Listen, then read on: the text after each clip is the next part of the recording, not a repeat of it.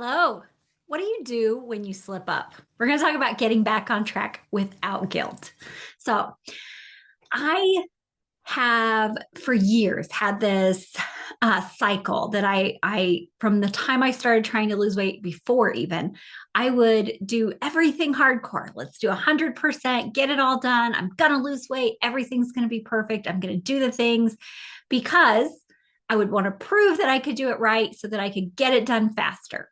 And then a bad day would happen. Next thing you know, I personally am the kind that I would be like, we've got to alternate between sweet and salt. And it probably would go until either the bucket of ice cream or the bag of chips was completely done, or I made myself sick. That is pretty much what happened.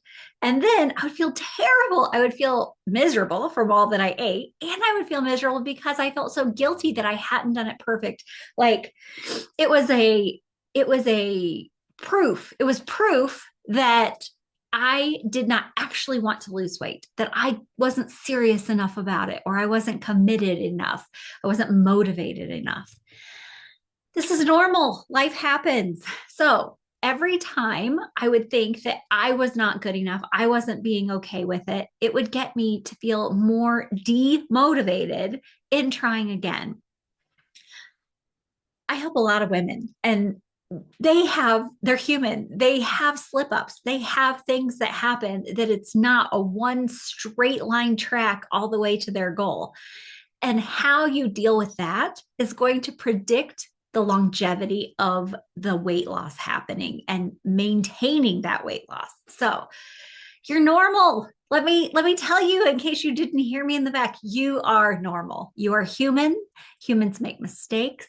Everyone experiences it. So it's not about being perfect. It's about how we respond. So what do you do when you slip up? Let's talk about that.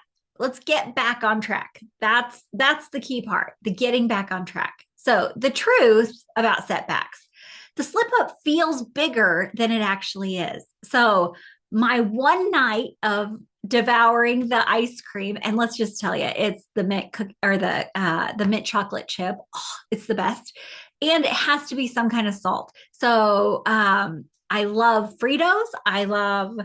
Let's see. I probably should have said trigger warning before I started telling you all this. I also used to love Cool Ranch Doritos. They were the best. I love the real thick type of kettle chips or the Lay's ripples. Those were the best. So something really sweet and creamy and something crunchy and salty. The best. And so I'll still have that now, but I totally eat it differently. And occasionally I also have slip ups too. So the real problem isn't the slip up, it's that guilt and shame spiral that follows. So it feels so much bigger than it actually is because we make it into a big deal with that guilt shame spiral. And we are afraid we're not going to hit our goal. So then we feel bad because we made a mistake. And then we go back and forth with this whole spiral. I feel guilty that I didn't do it right. I feel embarrassed that I couldn't do it right. And we just keep self-talking I can't get my words out today, guys. We keep self-talking that guilt shame. And that negativity makes it so much harder to bounce back. So I want to talk to you about a quick little technique that I used quite often.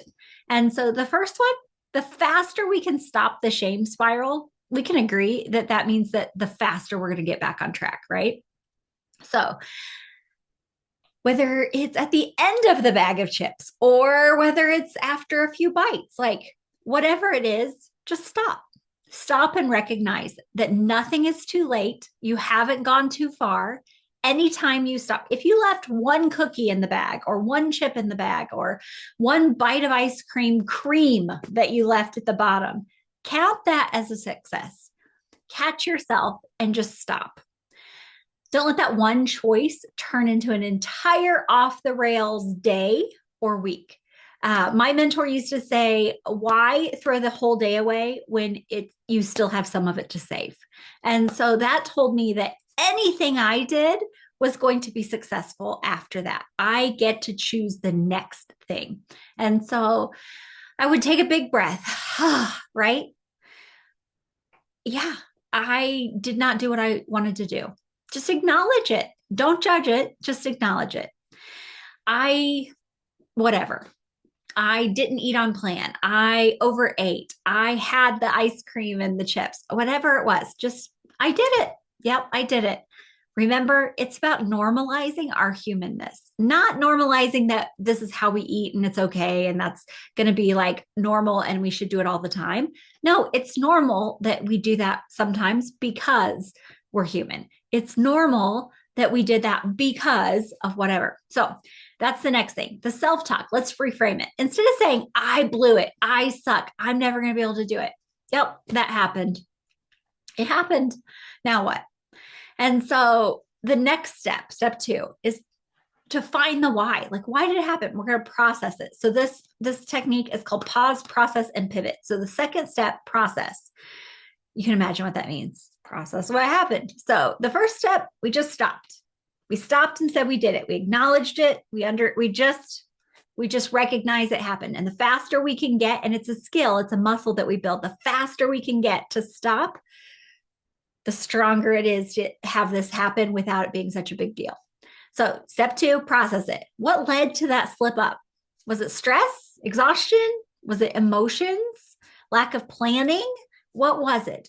Everybody has a bad day. I have been super into it with my spouse and been upset and then wanted to just drown myself in a bowl of something.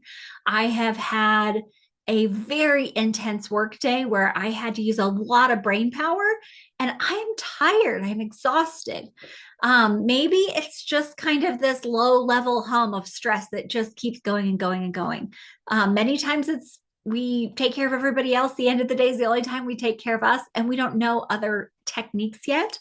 And so, whatever it is, maybe you just didn't plan. We were like, time got away from me and I didn't even lay anything out in the refrigerator to cook for dinner, or I didn't make a plan to pick something up at the drive-through because I wasn't thinking about it. Was it that we were judging whether it was good enough or not? I had time to pick something up at the drive-through, but I didn't because I was judging it. I was judging it that I shouldn't. And so then I didn't do anything. And the whole thing was a lack of planning, topped with judging. So, how to reflect without shaming yourself. That's going to be key here. So, as you're thinking through it, we can't shame ourselves. This is only for understanding. We just want clarity. If we're not even clear, then we can't change anything. I notice a lot of times when I meet with my clients, they do a couple different things. They want to tell me everything they did wrong, or they want to minimize what they did wrong and then just jump into the next thing they did right. And there's a happy medium. There is absolutely no room for judgment and shame, that guilt spiral. But if we're not looking at what we did do and why it happened, there's not going to be that longevity in having it fixed. So just reflect. What do I think happened? Why did it happen? What was I really needing in that moment? As I work with people for emotional overeating, most of the time your body is sending you to food. And I like to think of it as an alert. It's kind of on you're driving your car and you have the dash light come on. It's the dash light. Something is needing your attention. And so, what did you really need in that moment? Did you need to just go to bed? Did you need a hug? Did you, whatever? My husband is going to love that I'm sharing this with you today, but I texted him this morning and I was like, I really just need to like snuggle on the couch and hold your hand tonight if you're open for that. And I'm putting in my request in the morning while I know I'm fresh. And like, that sounds like the perfect way to end the day. I have a late night of working, so I don't even get off work till 6. I've been tired lately. We've had a home project, been having some disagreements on the home project, and I would just love that connection. I would love that touch. So I am deciding ahead of time what I would need. But if I hadn't done that, it would have been really normal habit to, at the end of the day, already be stressed, already be exhausted, not feeling as connected lately, just completely overwhelmed, and then to turn to food. That's a practiced behavior that I've done for years. Of course, that would be easy to go back to. So What was I really needing in that moment? If you've done something, you've had a slip up, what did you really need in that moment? What was the alert trying to tell you to get your attention for? That's the only way we can do self-care is when we start listening to what we actually need, not what we think we're supposed to have. All right, step 3, pivot. This is where we get to move forward. And just like I said, in step 1, the faster you can stop the slip up, the less likely it's going to be like a whole week or a whole day.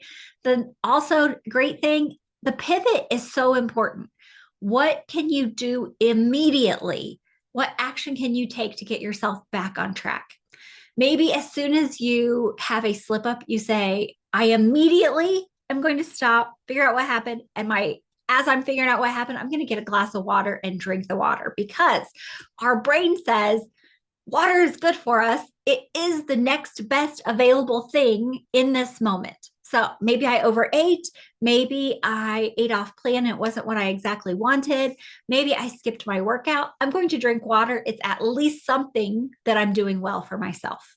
Our brain likes to feel like we have succeeded. We loved gold stars growing up. We loved kudos and you did a good job, pat on the back. So when we drink water, immediately after a slip up, we think, I'm doing something good for myself. And then everything else feels like, yeah, it was a slip up, but I'm still doing good things. So, how quickly can we get back on track? What can we do? And build in some habits that it doesn't have to be the shame cycle. So we're trying to develop a new habit cycle instead of jumping right into the shame and guilt. And so drink some water. Maybe you prep your next meal or you go for a walk. And it's like, I had a mistake. I'm just going to go for it. It's not a punishment. It's the next best thing. And so that was something I did as I was learning how to lose weight. If I made a mistake, and oh golly, I made a bunch. I know that my clients love hearing about my mistakes. It normalizes, humanizes me so that they see that they're okay too. And so I share plenty of my mistakes. And so that's what you do. You just hit reset. It's your next best decision. And so sometimes for me, it was a thought. And a lot of times it was, all right, the new plan. And I would just create a new plan right there on the fly. And it wasn't so that I would deprive myself of anything. It was just so that my brain was calm, that it had a plan. It knew exactly what the next thing was going to happen and it could predict it because I decided it right then. So it knew. I didn't have to try to make up for the mistake. And so with a clear head, I could say, my next best decision is that I am just going to eat when I get hungry again. Sometimes I would say, I want to eat exactly what I planned when I get hungry again. I'm just going to make sure I wait for hunger. I'm not going to eat just because it's on the clock. It's the time to eat. Or sometimes I would decide my next best decision is to eat something lighter, or maybe I had something specific, but what I just ate already feeling terrible in my body. And I know that interaction's not great. I just make the next best decision for myself, whatever that looks like. I avoid that all or nothing trap of progress. And so, like, progress is not just about doing it all right, it's about consistency, not about perfection. And so, by making that next best choice, I have thought about what I need. I have thought about what works for me. I have given myself just the next step. I don't need to sit and wallow in it. I am not getting myself any further ahead by being critical. I do not respond well, and nobody really does. We all say we do, but we don't.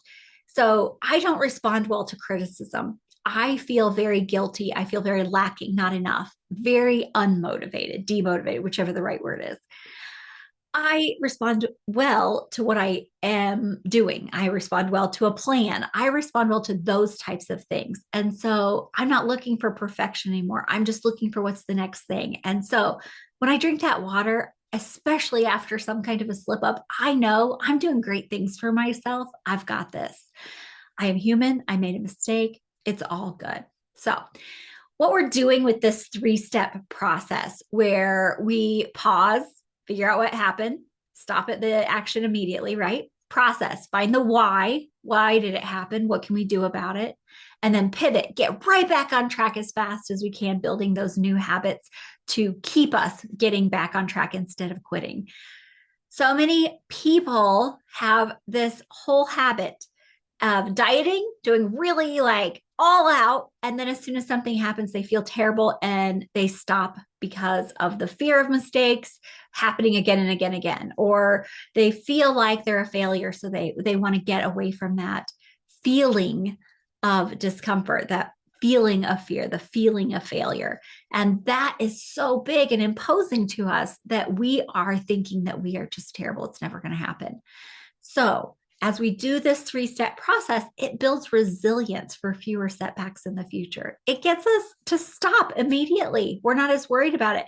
When we're not judging if I stopped after I'm done and I just don't let it continue into a full day of slip ups or a week of slips, or whether I leave one chip in the bag, or I stop at half the bag, or I stop at a handful or one chip. Each one of those is building that resilience to be able to bounce back. This is creating a bounce back plan in advance. That's what this is.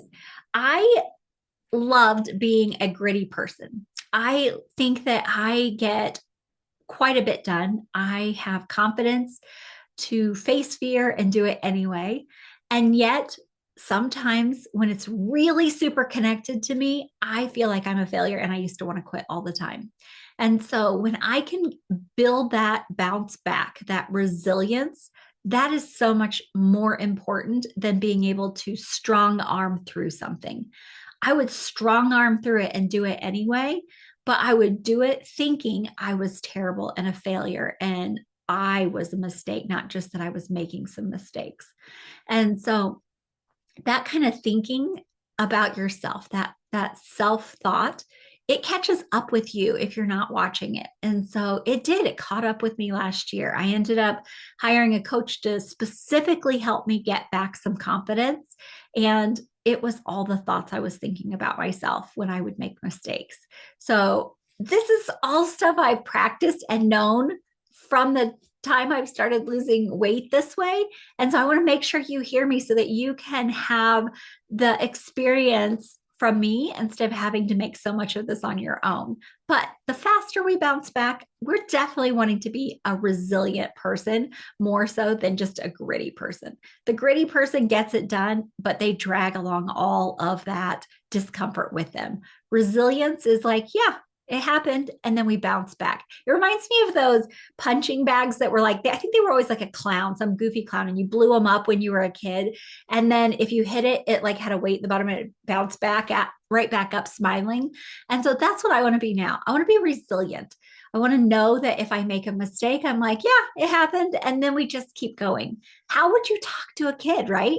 You wouldn't be, and maybe you do, and if so, you definitely need to listen to this again and figure out how to talk to people. But you don't criticize them and judge them and blame them and shame them and make them feel just 2 inches tall. But that's exactly what we did to ourselves for so long with our weight loss.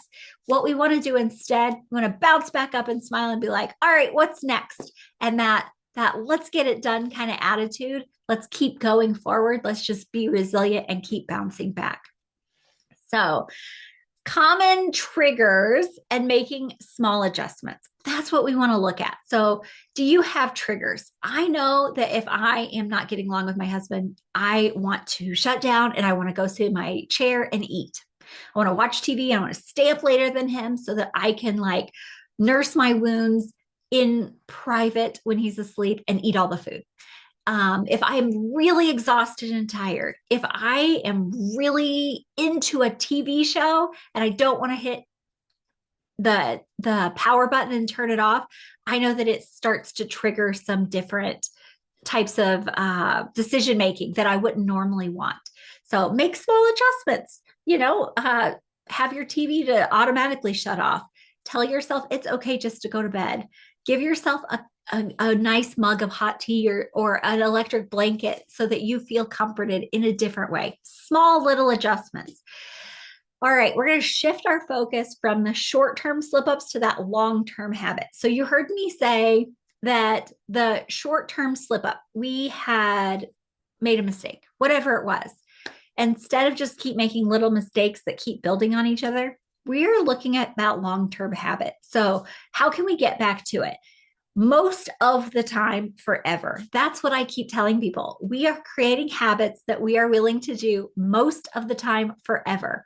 And I say most of the time because we're human. We make mistakes, we have slip ups, and we want to enjoy life. And so, if most of the time I'm eating a certain way, or most of the time I don't overeat, but then, sometimes I just really want that dessert and I've already had my meal and I just know it's going to overeat, but it's a worth it for me. So, most of the time, forever, I have the habits of not overeating and eating for foods that really feel good in my body and things like that. But sometimes I have a slip up. Sometimes I'm human and I just want it and it's a worth it kind of thing. So, self compassion. Self compassion is how you treat yourself with kindness. It actually leads to better results. If you can be compassionate with others, start there and figure out why it's okay for you to have that compassion with other people. It's almost always going to be because it's okay for them to make mistakes. It's okay. It doesn't define them. Start taking some of that on for you. I was very compassionate with other people, not so much with myself in the beginning. And so I practiced that thought a lot about what would I say to this person. And so sometimes it was, what would I say to my best friend? What would I say to a family member? What would I say to a small child if this was the exact situation they were in? And that was where I was able to tap into that compassionate self. Because if it was just for me, it was harder. I hadn't practiced being compassionate to myself. I had practiced being blaming and judgmental and shaming to myself. And I would try to exit that discomfort as fast as possible. And so I want to exit discomfort, but I don't want to do it to where I fail and have to like quit because I'm so miserable with how I'm treating myself. So compassion is it's understanding, it's acceptance of our normal and human behaviors. So all righty. I have shared so many examples today. I am imagining that at some point you have made it a slip up too. And we all behave differently. Sometimes we lash out at other people and we're really lashing out at ourselves too. Whatever it is that you do, remember you're normal. This is just us trying to come up with some new behaviors, some new habits for that long term. And these are all great examples, however you want to try them.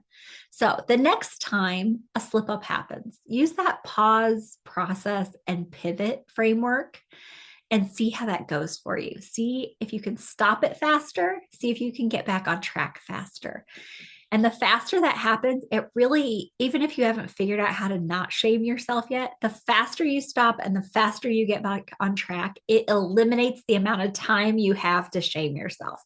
And so even if you just start with that quickness of it without understanding how to process it, I help people process it. That's what I do. We talk about your emotions and your thoughts and your behaviors and all the things that you do.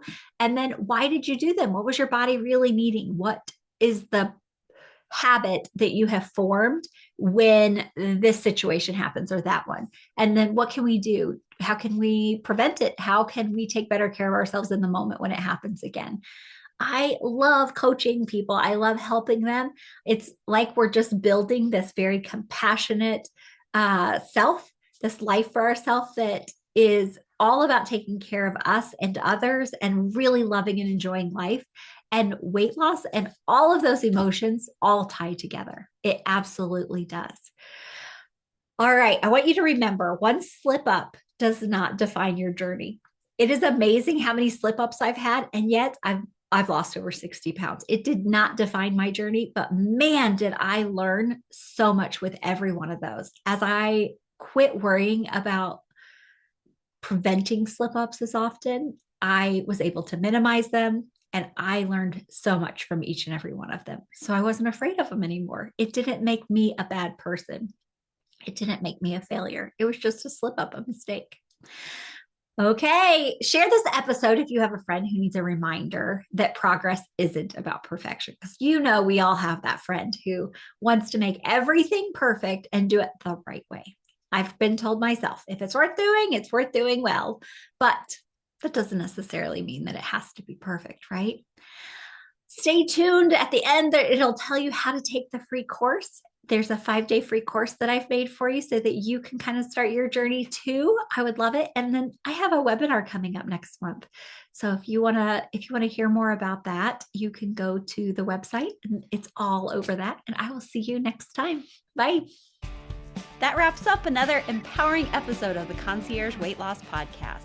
I hope you found inspiration and actionable insights that will propel you towards your weight loss goals. If you're ready to dive deeper and accelerate your progress, don't miss out on our free 5-day quick start weight loss course. Head over to coachingkara.com/free course to gain access to a wealth of valuable resources, guidance, and support. The time for change is now, and I'm here to guide you every step of the way. Remember, your transformation starts with a single step. Take that step today and unlock the life you deserve. Stay tuned for our next episode, and remember to keep striving for greatness.